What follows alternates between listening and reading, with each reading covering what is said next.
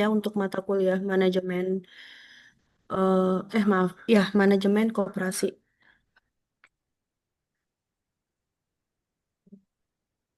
Silakan on cam dulu semuanya. Lanjut, Maringga ya.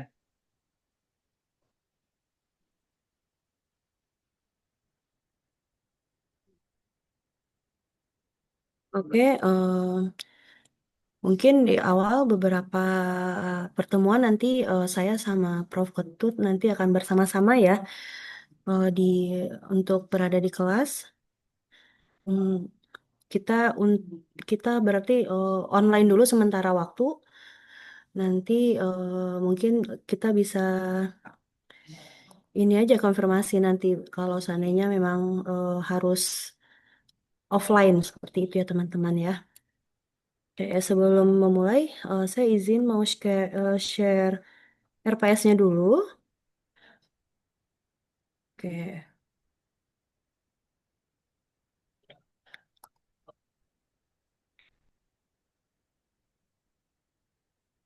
nah di sini nanti eh, kita akan membahas terkait hakikat koperasi. Di dalamnya itu ada pengertian dan definisi koperasi itu sendiri, ada prinsip-prinsip dari koperasi, selanjutnya ada peran dan fungsi koperasi dalam perekonomian. Selanjutnya ada dasar-dasar manajemen koperasi. Mungkin teman-teman sebelumnya sudah belajar dasar-dasar manajemen. Nah, sekarang ada manajemen koperasi. Bagaimana koperasi di dalam manajemen, kita memanajemen koperasi tersebut gitu. Eh, Subkajiannya yaitu ada pengelolaan keuangan koperasi, selanjutnya ada manajemen operasional koperasi. Selanjutnya ada keanggotaan dan struktur organisasi dari koperasi itu. Bagaimana syarat dan proses penerimaannya sebagai anggota, sebagai pengurus, atau sebagai manajer koperasi. Selanjutnya ada struktur organisasi koperasi, ada tanggung jawab dan wewenang dalam organisasi koperasi, tanggung jawab misalnya apa aja sih tanggung jawab dari anggota, pengurus maupun dari manajer koperasi. Selanjutnya ada keterlibatan anggota dalam pengelolaan koperasi. Berikutnya, evaluasi dan pengembangan struktur organisasi koperasi. Nah, selanjutnya yaitu tentang SDM dan manajer.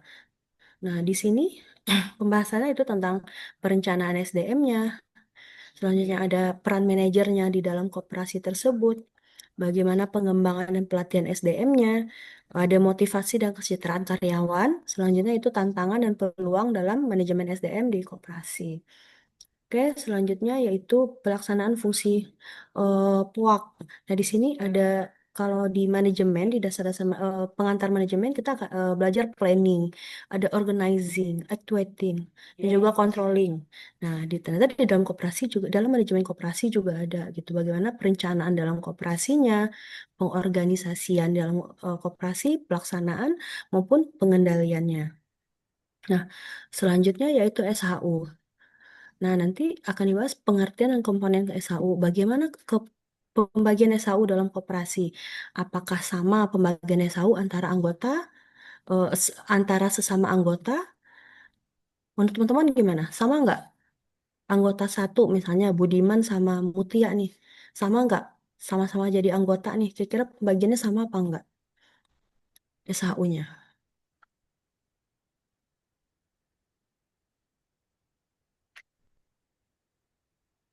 Apakah setiap orang yang menjadi anggota, nanti pembagian SHU-nya sama? Beda, Bu. Tergantung apa? Tergantung dia suka menabung atau meminjam. Misalnya besar mewah untuk apa? Tapi kita di koperasi, Bu. Apa? Tergantung partisipasi kita di koperasi Ya, kayak tergantung apakah kita partisipasi sering kita. ya. Ya, betul. Ada sebagai anggota pasif misalnya. Dia sebagai anggota aja gitu. Tapi mungkin kalau misalnya di koperasi simpan pinjam, dia nggak pernah meminjam gitu. Nah, beda dengan SAU-nya pasti berbeda dengan yang aktif, anggota aktif gitu. Yang mungkin dia rajin menyimpan dan juga meminjam ke koperasi. Selanjutnya, pengelolaan keuangan. Nah, di sini bagaimana perencanaan keuangan dalam koperasi, pengendalian dan akuntabilitas keuangannya. Selanjutnya itu pengelolaan modal dan sumber daya keuangan. Selanjutnya di koperasi itu juga ada kegiatan produksi. Bagaimana perencanaan produksi dalam koperasi, bagaimana proses produksi, selanjutnya pengelolaan hasil produksi dan distribusi. Berikutnya kegiatan pemasaran. Nah, di sini juga ternyata di koperasi itu juga harus ada riset pasar dan segmentasinya.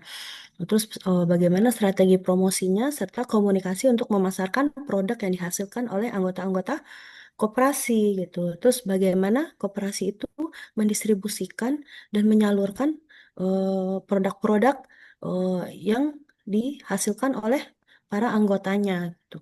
Selanjutnya yang terakhir itu kerjasama dan komunikasi. Nah, di sini kita akan dibahas itu pentingnya kerjasama dalam koperasi, terus bagaimana sih strategi komunikasi dan juga pengelolaan konflik dan negosiasi. Gitu ya teman-teman ya. Jadi ini ada 10 materi, ada 10 bahan kajian. Nanti kita akan bagi menjadi 10 kelompok seperti itu. Nanti bisa dibagi sendiri ya untuk anggota kelompoknya. Di sini ada totalnya di mana nih yang lain? Kenapa cuma baru 28 orang, 20 berapa nih? 26. Pada ini ya, pada gabung-gabung ya.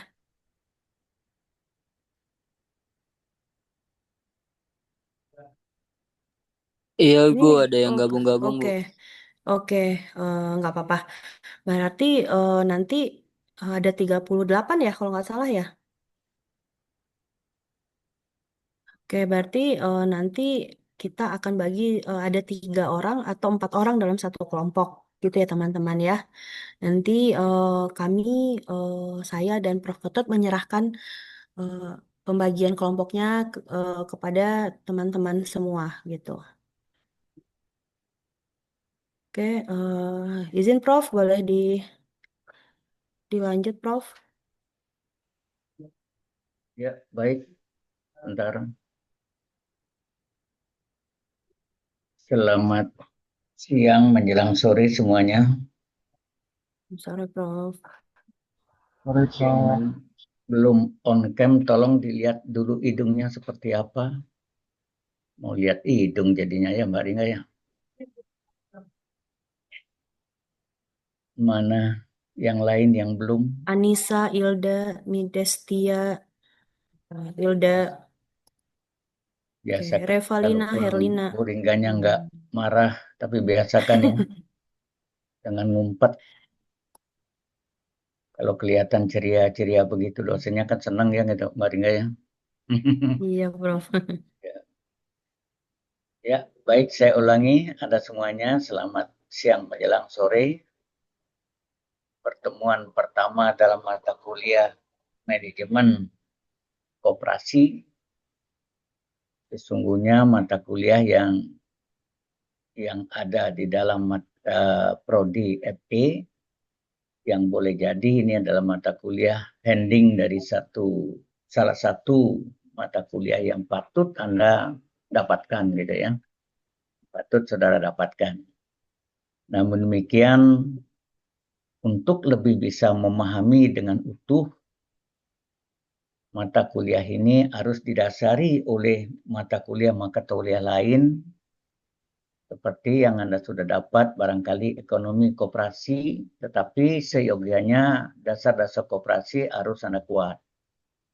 Nah, kalau itu Anda belum dapatkan, silakan belajar sendiri dulu dalam waktu seminggu 2 minggu ini dengan berbagai sumber yang ada, tetapi dasarnya adalah peraturan perundang-undangan koperasi yang berlaku. Saya belum unjukin nomor berapa.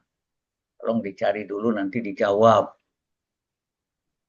Ya, karena undang-undang koperasi berlaku sampai saat ini ada beberapa undang-undang sebelumnya. Tolong dicari undang-undang berapa itu. Kalau perlu undang-undang yang nomor berapa, tahun berapa yang paling lama, ya paling lama digunakan. Kenapa? Dengan demikian berarti substansi dari undang-undang itu sendiri Anda akan bisa paham untuk bisa melanjutkan pemahaman dari mata kuliah ini. Itu utuh Bapak jelaskan yang demikian untuk Anda bisa cari sehingga dalam memahami mata kuliah manajemen koperasi tidak ada lagi alasan-alasan, alangan-alangan dalam pemahamannya. Ya. Nah, karena mata kuliah ini salah satu model pengajarannya menganut berpusat kepada mahasiswa, dominasinya adalah merupakan kombinasi presentasi kelompok Anda secara bergilir mulai ya pertemuan ketiga, tolong dicatat dengan baik, dengan membagi kelompok menjadi berapa tadi Mbak Ringga? 10 ya? 10 Prof, ya. Nah, 10 kelompok. Silakan melalui PJ-nya. Nanti kalau sudah dapat nama-namanya, disetor kepada kami.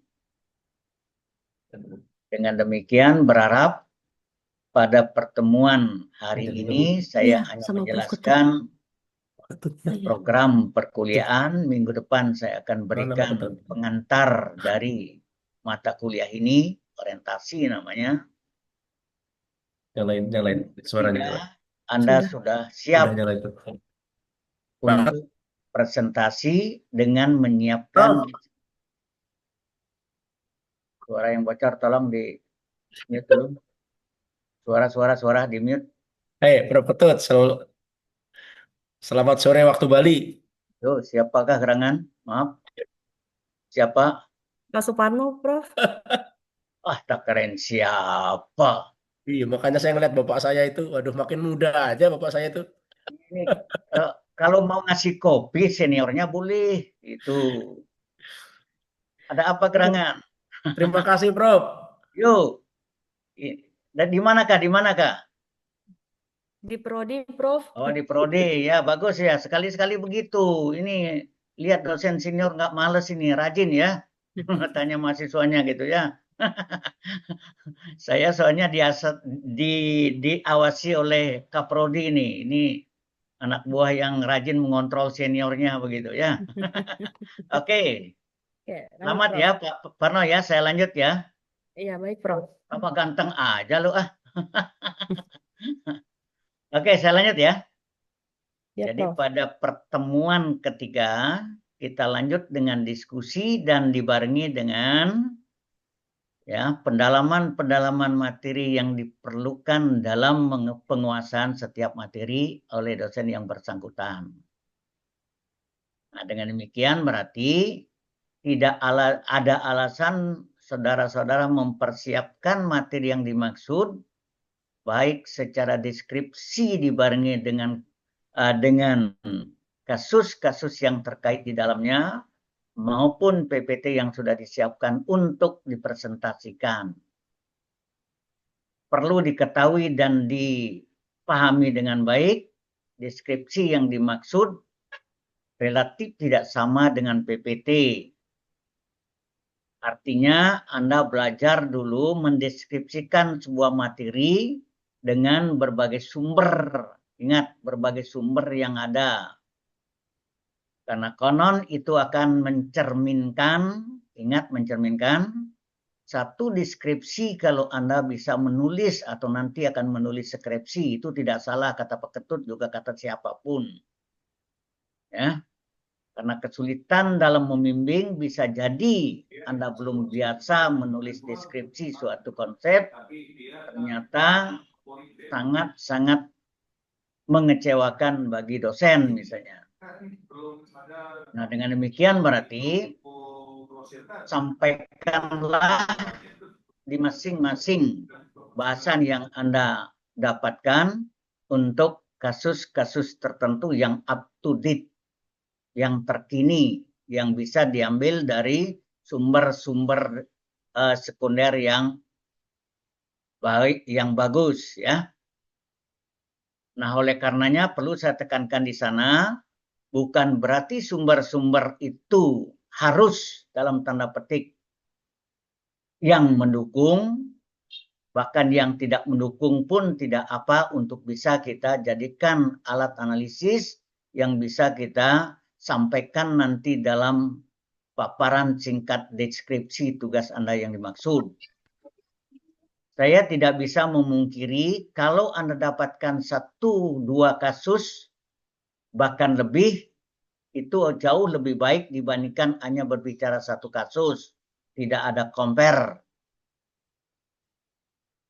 Nah, itu pastikan itu. Sehingga benang merah yang akan Anda sampaikan akan terlihat, dan syukur-syukur kesimpulan yang akan Anda dapatkan juga lebih memberikan warna kepada kasus yang bersangkutan untuk Anda tuangkan, mungkin bersifat rekomendasi alternatif yang bisa Anda tawarkan. Clear jadinya. Ingat, clear jadinya. Anda tidak setengah-setengah akan bekerja. Nah, oleh karenanya hal-hal yang demikian tolong ditekankan nanti di dalam diskusi yang nanti akan dipandu oleh kami berdua. Dari sekian pokok bahasan secara komprehensif akan bisa mendukung materi yang dimaksud dalam manajemen koperasi, tetapi tidak tertutup kemungkinan kalau Anda akan menambahkan pada hal yang terkait, why not? Dalam bahasan misalnya, dalam pokok bahasan, silakan, nggak masalah kok dalam pengembangan, kalau dirasa perlu. Dalam kebebasan untuk mencari dan mengembangkan ilmu, welcome. Itu selalu saya katakan demikian. Sehingga Anda tidak akan terpaku, terbatas pada apa yang diberikan dalam RPS dimaksud, tetapi Anda bisa mengembangkan sendiri sesuai dengan pengembangan yang Anda inginkan sepanjang itu diperlukan.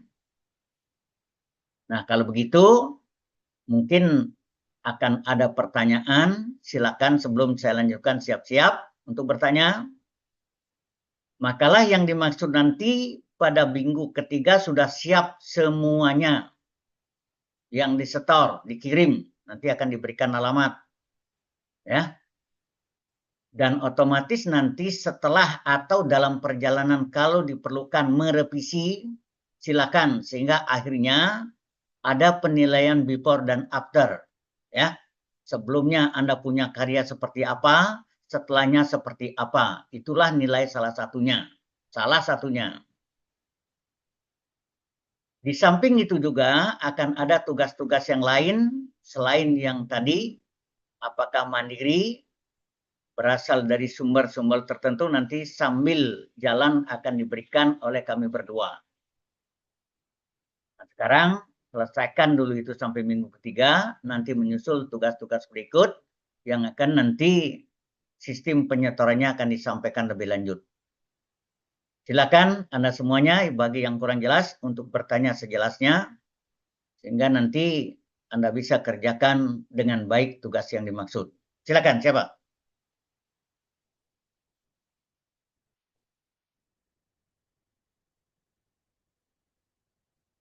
Yuk.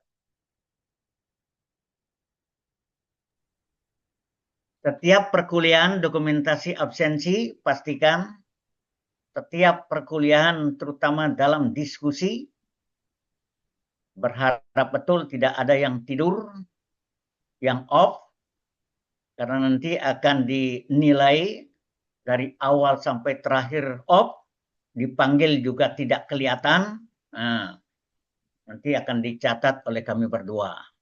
Tapi jangan saudara nanti akan memprotes kenapa saya tidak lulus. Ya. Pertanyaan-pertanyaan begitu sering saya tidak merespon, terus terang saja.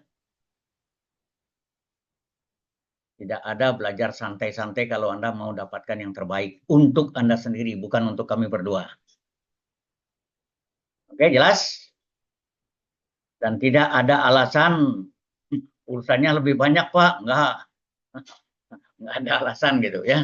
Kalau Anda kuliah serius, kecuali Anda opnam gitu. Nah, itu beda lagi itu. Minggu lalu ada kelas yang satu sedang opnam di rumah sakit. Nah, dia minta izin op, ya nggak masalah lah. Mudah-mudahan Anda tidak terjadi hal yang demikian ya. Sehat semua kok. Saya lihat wajah-wajahnya juga ceria-ceria. Ya, jelas ya. Dan tunjukkan di gambar Anda itu full setengah badan, jangan terpotong hidungnya. Kalau Anda sedang zoom dalam mengikuti ujian tertentu itu, sedikit pun tidak boleh noleh, tidak boleh gasak gosok yang mencurigakan walaupun kita zoom gitu. Secara psikologi hal-hal yang begitu sudah diketahui oleh para pembimbing Anda. Gitu ya. Nah, nanti suatu saat akan diatur untuk luring. Apakah oleh Pak Ketut, apakah oleh Bu Ringga, sehingga harapan dari kampus juga terpenuhi. Ya, atas kesepakatan kita bersama tentunya. Oke, jelas? Ada pertanyaan?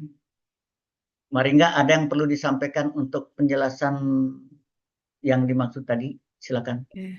Kalau perlu tambahkan. Teman-teman ada yang mau bertanya atau masih bingung? Boleh?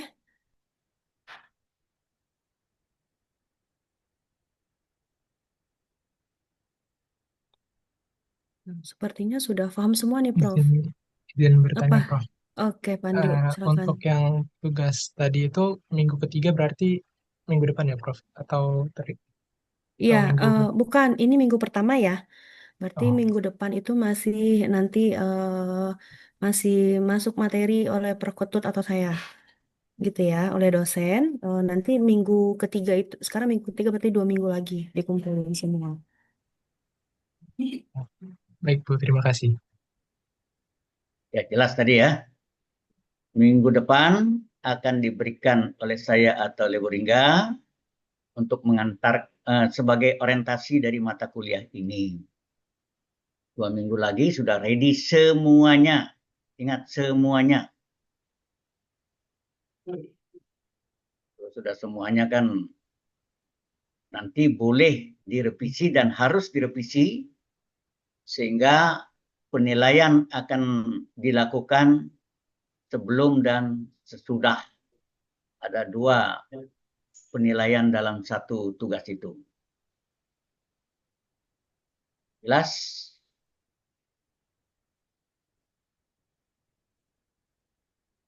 Ada yang masih belum jelas? Sambil berpikir, sambil menyiapkan pertanyaan, bentuk pembelajaran kalau saya ilustrasikan seperti gambar ini, ada contextual instruction dalam poin-poin materi yang sesungguhnya yang akan disampaikan oleh dosen. Ada student center learning yang berpusat kepada mahasiswa. Ya, model pembelajaran sekarang tidak berpusat kepada dosen, disuapin, tapi kepada mahasiswa tetap dosen sebagai pemandu Anda belajar untuk mengarahkan, ya, untuk menekankan, untuk membimbing sesuai dengan apa yang menjadi substansi isi materi-materi yang bersangkutan. Di samping ada small group diskusi, bahkan yang lain-lain. Nah, yang sekarang tugas itu asumsinya adalah small group diskusi. Nah, dari sinilah Anda dapat panduan bahwasanya bentuk pembelajaran ini sah gitu. Jadi tidak lagi mengada-ngada gitu. Mengada-ngada ya. Kalau pembelajaran dulu dominasinya mungkin dosen 100% menyuapin mahasiswa gitu. Kalau sekarang sudah berbeda. Tapi perihal bahan-bahan, saya tidak khawatir Anda tidak sampai mendapatkan, tetapi tetap gampang untuk dicari dari berbagai sumber. Buku-buku tidak terbatas, yang penting terkait dengan materi-materi yang ada di dalam RPS, silakan bisa digunakan. Tapi tentu pilih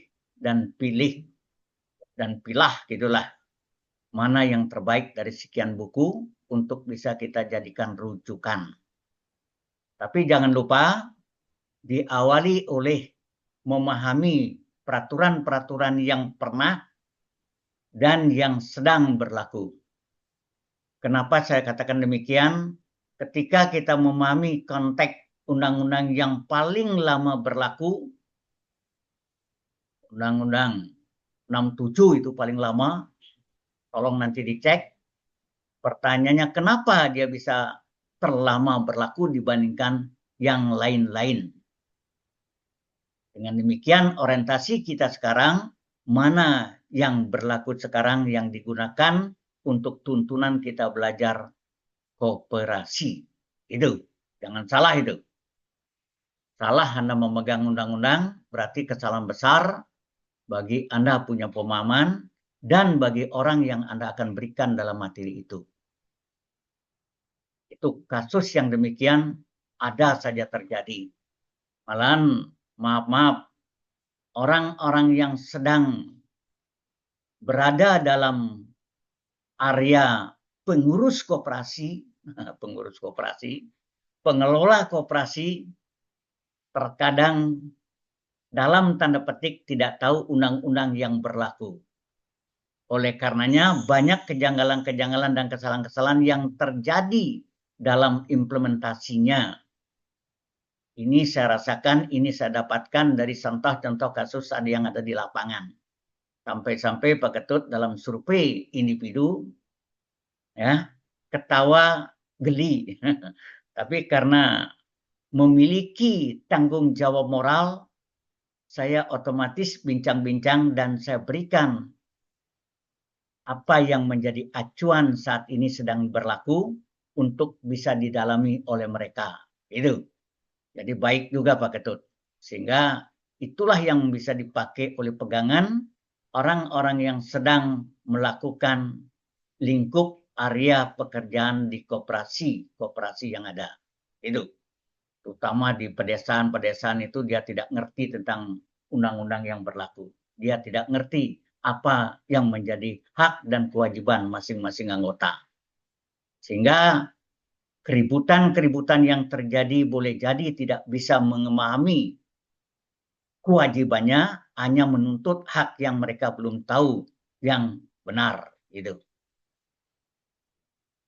Ya, silakan siapakah yang ada yang ingin bertanya?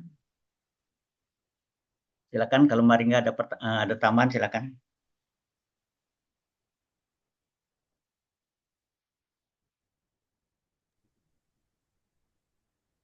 So, dari Ririn ada pertanyaan? Ayo Ririn.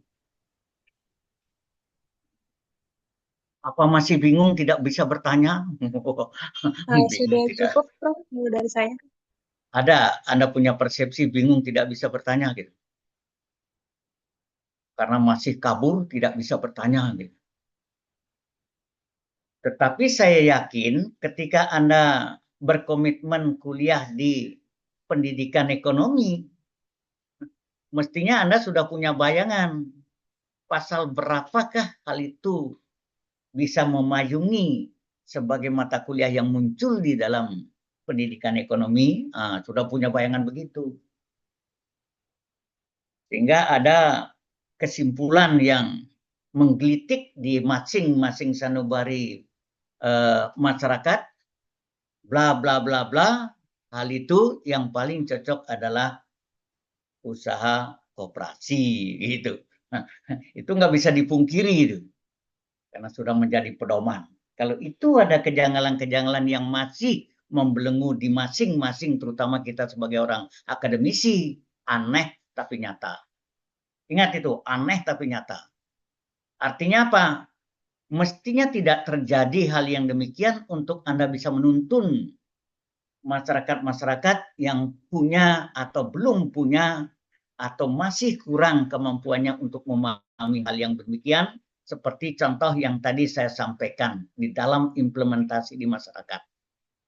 Itu.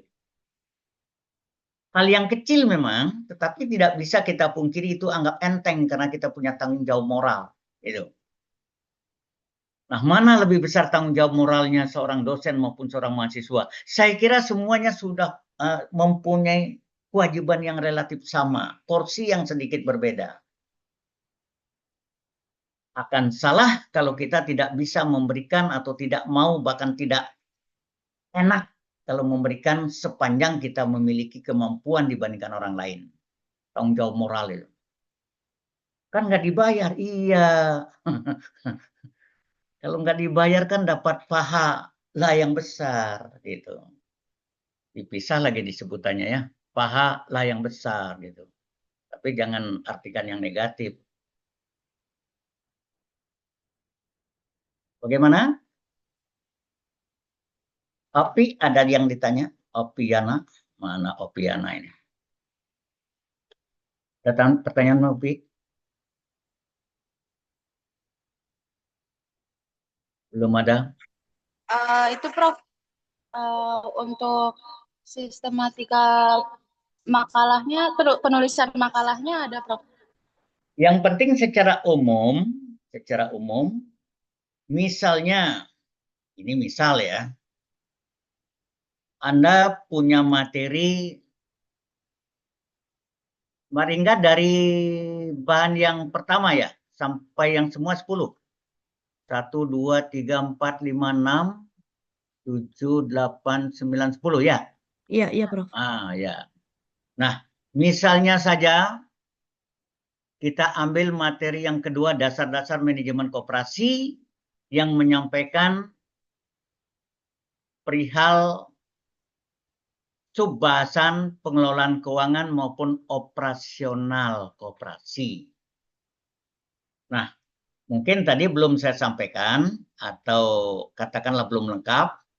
Kalau kita mau jujur ingin membahas tentang dasar-dasar manajemen koperasi, apa iya pengelolaan hanya berpacu kepada bahasan keuangan dan operasi? Saya kira juga tidak. Artinya apa? Bagaimana pengelolaan SDM-nya? Itu. Bagaimana pengelolaan marketingnya? Kalau itu yang bisa kita yakini untuk bisa tambahkan lagi, mungkin tidak akan salah kalau kita kembangkan sesuai dengan kebutuhan dasar-dasar manajemen itu sendiri. Karena kalau kita berbicara manajemen, tidak terlepas dari manajemen SDM pun bisa kita jadikan tambahan bahan, termasuk manajemen marketing.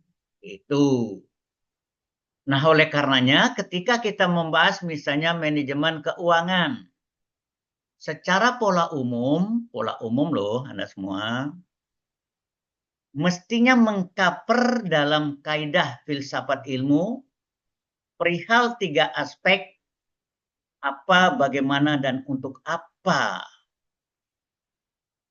Nah, maksudnya, ketika kita berbicara apa, kita akan menjelaskan dari tatanan ya, definisi-definisi para ahli.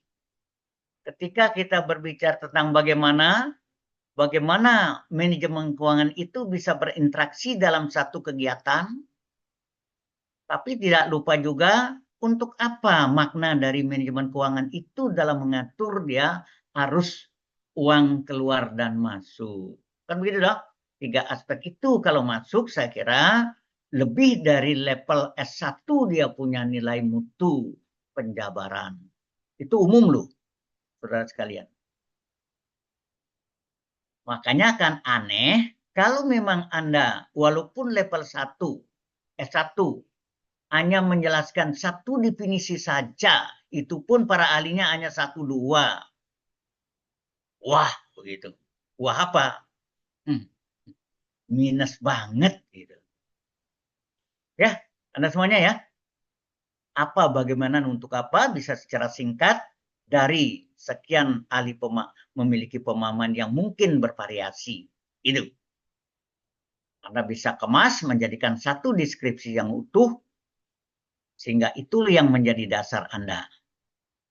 Nah, perihal nanti di aspek mana ada Anda temukan satu kasus bisa disisipkan Dan bila mana Anda dapatkan satu di antara sekian yang ada Anda perlu untuk didiskusikan, Anda bisa sampaikan secara komplit untuk bisa kita jadikan diskusi bersama. Itu. Misalnya kalau tadi saya contohkan ada 4 aspek dari dasar manajemen itu. Anda dapatkan misalnya katakanlah misalnya kasus yang menarik untuk didiskusikan selain contoh-contoh, misalnya ada di manajemen SDM. Perihal apa? Kontinuitas kelanjutan sumber daya manusia yang ada di dalam koperasi. Karena apa? Karena sering terjadi keluar masuk ya atau resistensi misalnya namanya gitu ya. Jadi kalau terjadi keluar masuk pegawai dalam satu koperasi, bisa jadi koperasi ini terganggu untuk kelangsungan daripada manajemen itu sendiri. Bayangkan kalau koperasi ada di suatu daerah tertentu yang SDM-nya terbatas, ya enggak? Belum apa-apa sudah keluar, baru dia tahu sedikit saja sudah keluar. Bayangkan itu. Nah, daripadanya mungkin saudara bisa memberikan satu pandangan bahwa kenapa itu bisa terjadi. Kalau itu suatu kasus terungkap karena kompensasi yang dia dapatkan sebagai pegawai belum memenuhi syarat UMR atau UMP misalnya. Itu misal. Nah, kalau itu yang terjadi, mau tidak mau, Anda bisa berikan rekomendasi saran untuk bisa mematuhi ketentuan itu agar terakomodir syarat yang diberikan oleh pemerintah. Itu misal ya. Ini misal, tergantung Anda mau lihat dari mana dan apa yang menjadi komentar kasus itu. Gitu. Nah, kalau begitu kan menjadi cloud ya. Problem ada, alternatif ada, dasar ada. Dasar itu dari ketentuan pemerintah. Betul nggak? Nah, misalnya yang lain, kita masih berkaca pada manajemen SDM. Kemampuan untuk mengelola administrasi di masing-masing individu kurang memenuhi kualifikasi sesuai dengan yang diinginkan oleh perkembangan koperasi. Contoh, sedikit gaptek. Ya enggak? Walaupun sudah tamat SLTA gaptek. Besok ada perubahan software, tidak tahu. Ya enggak? Dan lain sebagainya yang sejenis. Ini artinya apa? Perlu diberikan sebagai solusi untuk mentraining ya karyawan yang bersangkutan lewat mana? Nah, lewatnya ini lagi. Apakah ada jalur-jalur yang disiapkan oleh katakanlah dinas koperasi setempat? Kalau ada bisa melalui itu. Kalau tidak ada, mau tidak mau koperasi harus bisa berkorban untuk mentraining yang bersangkutan. Itu. Makanya jangan dalam tanda petik pelihara pegawai-pegawai yang kurang kompeten sehingga kemajuan koperasi itu bisa terganggu dalam kita berbicara manajemen SDM koperasi. Ini sekalian kuliah ini Mbak Ringga. Ya. Ini teknis untuk mendapatkan dan mengungkapkan satu data kasus dari satu problem yang ada. Jadi dengan demikian keutuhan pemahaman secara komprehensif dalam satu contoh itu Anda bisa dapatkan secara utuh. Makanya nanti kalau Anda bekerja bukan di koperasi sekalipun kalau yang terjadi itu mungkin modelnya sedikit berbeda dari asas yang ada dalam koperasi maupun non-koperasi. Wah, udah lengkap itu. Siapa yang tadi bertanya? Saya Prof. tadi, Prof. Ya. Apa belum tercover barangkali yang ditanyakan? Sudah, Prof. Cukup, terima kasih, Prof. Ada tambahan pertanyaan tadi? Tambahan. Atau pendalaman? Itu. Yuk, kalau mahasiswa itu rajin, ya, bertanya yang bagus, Pak Ketutnya kelabakan nggak bisa jawab, nggak masalah kok. Ada Mbak Ringga, enggak? Tuh, kalau Mbak Ringga juga nggak bisa jawab, artinya apa? Walaupun kita dosen disuruh belajar lagi, no problem kok. Itu, nggak masalah. Bisa jadi lupa, belum tahu, nah, bisa nggak masalah gitu. Nah, inilah ajang Anda untuk mendapatkan sesuatu di bawah bimbingan kami berdua. Itu.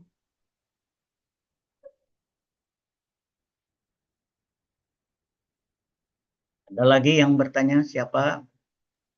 Ahmad Izin. Zulkifli, Zulkif, Zulfikri. Ah, ya. Ada pertanyaan, Pak Man, Mas Ahmad? Kalau dari saya belum ada, Prof. Belum ada. Laili, ada pertanyaan? Coba naikkan mukanya Laili. Hidungnya aja nggak kelihatan. Ah, lagi dikit, lagi dikit. Itu kayak ngantuk ya? Berbangun ya?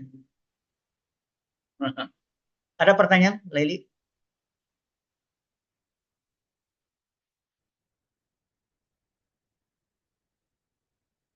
Saya belum ada Yang keras, yang keras, yang keras, nggak kedengeran. belum ada pertanyaan, Prof.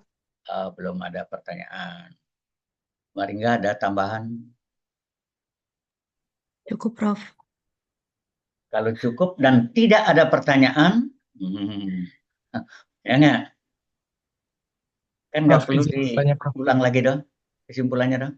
Apa Pandu? Silakan. Eh, ini mungkin ya izin bertanya soal kan tadi Prof bilang ada peraturan koperasi yang sebelumnya yang paling tua itu kan tahun 67. Tapi sebenarnya eh, urgensinya apa gitu Prof dalam koperasi itu dia terus memperbaharui undang-undangnya gitu. Apakah itu berkaitan juga sama pemerintahan yang berlangsung gitu atau dari eh, kayak negara ini arahnya pengen kemana makanya disesuaikan juga untuk koperasinya gitu. Sudah, ya. Makanya saya ingin nanti Anda mencermati di mana perbedaan undang-undang yang satu dengan yang lain, terutama yang belakang-belakang ini.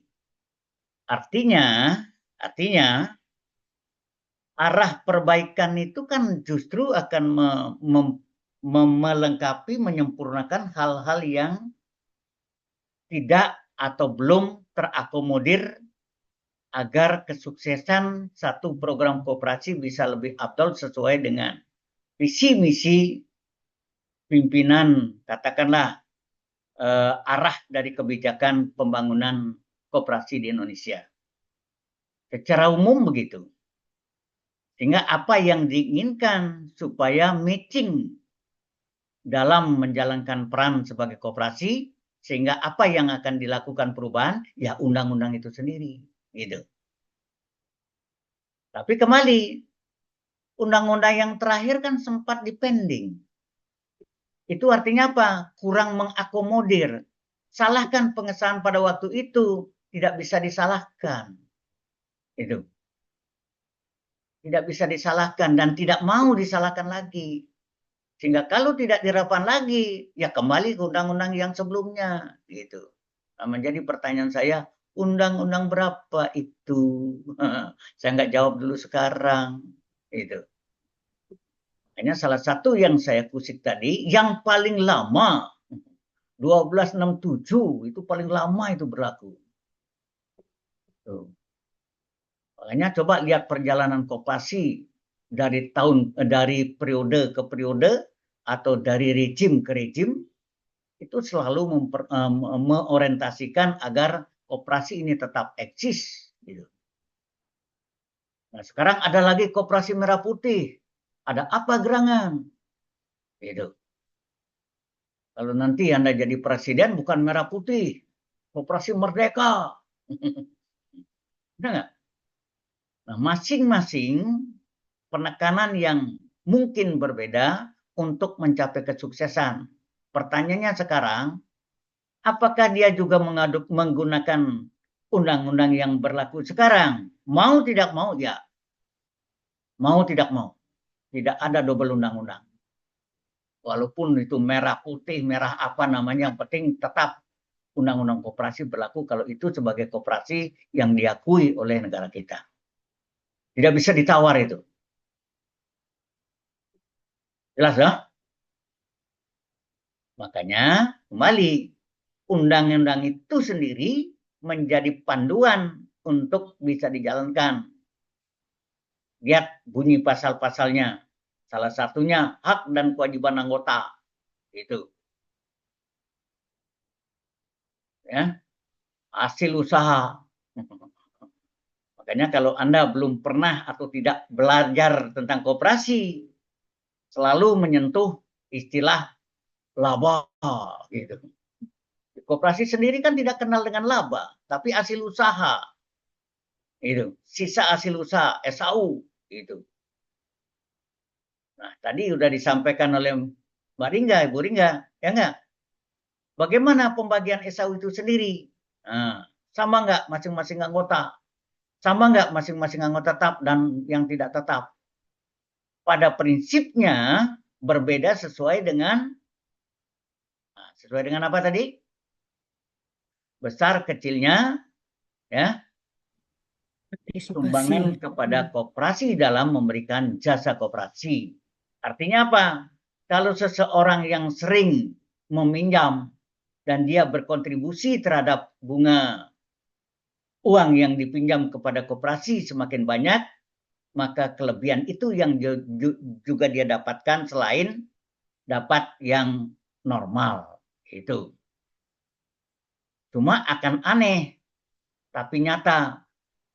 Pernahkah anggota yang berbelanja di koperasi yang melakukan transaksi cash dicatat sehingga itu sebagai komponen yang bisa dihitung? Jawabannya apa? Jawabannya apa? Pernah nggak? Tidak pernah dan tidak ada sampai sekarang, padahal dia cash. Kalau kredit, ada tercatat. Kalau pinjam, apalagi. Coba sebagai orang yang pernah belajar koperasi, itu menjadi catatan tersendiri. Tanya kepada ebit giade atau rumput yang bergoyang. Bergoyang. Kenapa itu tidak pernah dicatat yang notabene-nya layak mereka akan dapat tambahan sisa hasil usaha untuk mereka hargai apa yang mereka perbuat secara cash. Ya, sampai sekarang kalau Pak Ketut diskusi dengan orang-orang koperasi nggak bisa jawab dia, nggak bisa jawab dan tidak mau jawab lagi gitu, ya nggak. Tapi saya lempar lagi kepada Anda semuanya. Kalau ketemu nanti orang-orang koperasi, coba tanya iseng yang begitu, kenapa gitu. Supaya kita dapat penjelasan yang utuh. Kalau Anda ngutang, ya nggak? Kan tercatat dengan baik dong. Sisa utang, catat dengan baik dong. Berapa bunga yang diberikan, catat dengan baik dong. Sehingga pembagiannya itu Anda akan dapatkan lagi dalam pembagian SAU dong. Ya, itu satu komponen saja loh. Mestinya akan terbalik, orang-orang yang membayar dengan cash dalam transaksi, dia akan dapat juga, karena itu yang diinginkan dalam berkoperasi. Contoh misalnya transaksi hendaknya dilakukan secara kontan. Kan gitu dong, ada statement dong. Itu. Tapi tidak matching dia. Kenapa? Oke, jelas. Satu lagi kesempatan, kalau tidak kita akan segera tutup. Untuk Anda bisa kerja di rumah atau diawali dengan membentuk kelompok. Kalau Anda masih on pembagian kelompok, silakan. Saya berdua akan live di Zoom ini. Ya begitu ya Mbak Ringga ya. Mbak Ringga ada yang perlu tambahan nggak? Cukup dulu ke Prof. Ya. 1, 2, 3 ada lagi? Kalau tidak, saya akan meninggalkan Zoom room. 1, 2, 3. Kalau tidak ada, kita tinggalkan ya Maringa ya. Iya, Prof. Baik, Anda semuanya, izin saya akan pamit. Kalau Anda masih menggunakan Zoom ini untuk pembagian kelompok, silakan di bawah panduan dari PC tentunya ya.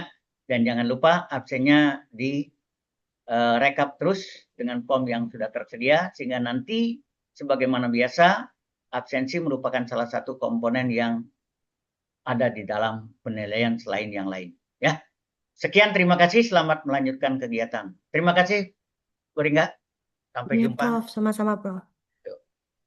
Izin ya, Terima kasih, Prof. mari semua. Prof. Makasih, Prof. Oke, Terima kasih, Prof. teman-teman jangan ini loh, jangan eh ya oke, jangan keluar Zoom dulu. Oke, untuk tugasnya paham nggak ya? Kayaknya muka senyum-senyumnya masih bingung nih. Zaki. Insya Allah. Jadi tadi siapa yang nanya tugasnya seperti apa? Ovi ya. Jadi kita bikin seperti makalah biasa ya, gitu ya, gitu. Tapi yang perlu digarisbawahi apa tadi kata Prof Ketut, eh, apa untuk bagaimana dan untuk apanya, gitu ya. Nah, jika ada yang dari materi kalian itu eh, bagus diambil studi kasus, nah diambil studi kasusnya. Dan kalau bisa lebih dari satu biar bisa di-compare di antara studi kasus satu dan studi kasus lainnya, gitu ya. Untuk pembagian kelompok boleh di-share dulu nama-nama kelompoknya ke saya. Nanti saya sama PJ akan membagi kelompok seperti itu ya. Oke, 2 minggu. eh Berarti sekarang minggu pertama, minggu ketiga dikumpul semuanya. Nah, nanti ada eh, dikoreksi sama Prof Ketut atau saya, dan pasti nanti ada revisi. Seperti itu. Oke ya teman-teman ya. Nanti bisa dibagi kelompok dulu ya. Nanti PJ WA ke saya. Oke, gitu ya. Oke. Atau ini, kita ada grup kan ya di mata kuliah UMKM. Nanti boleh untuk bertanya terkait tugas, tapi Prof Ketutnya nggak usah dimasukin, kita aja. Jadi kalau bingung atau mau ingin bertanya apa, nanti bisa di grup. Oke teman-teman ya, oke sekian ya kita pertemuan kita hari ini. Wassalamualaikum warahmatullahi wabarakatuh. Wah,